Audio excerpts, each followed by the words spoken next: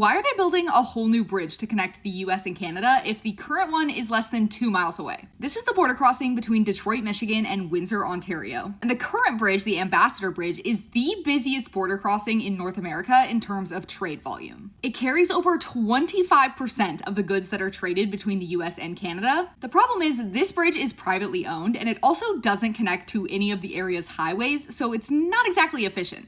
Another thing is that the Ambassador Bridge pretty much has a monopoly on all trucks trying to cross this border because there is a tunnel, but trucks are not allowed to use it. So they've been working on a plan to build a bridge that is publicly owned and connects to the highways since basically the early 2000s. But they've faced a lot of opposition, specifically from the billionaire who owns the Ambassador Bridge. His name was Matty Maroon, and after they decided to move forward with this project in the early 2010s, he filed a bunch of lawsuits, which ended up being dismissed, and they began construction in 2018. He actually passed away in 2020 at the age of 93, and I don't know about you, but I just think it's crazy to imagine an 80-year-old man being like, no, I need the only bridge. So this bridge that they are building is called the Gordie Howe International Bridge. It's named after a Canadian hockey player. It is going to be a toll bridge, just like the Ambassador Bridge, but it is rumored to be significantly cheaper than the Ambassador Bridge, so that will be nice for anyone who has to drive this regularly. Another cool thing is, in addition to being quite a bit bigger than the Ambassador Bridge, they're also going to have a mixed-use walking cycling path on it, and anyone crossing this bridge by foot or bicycle will not have to pay the toll, so that's awesome. They just officially connected the two sides earlier this summer, and construction is expected to be completed by September of 2025.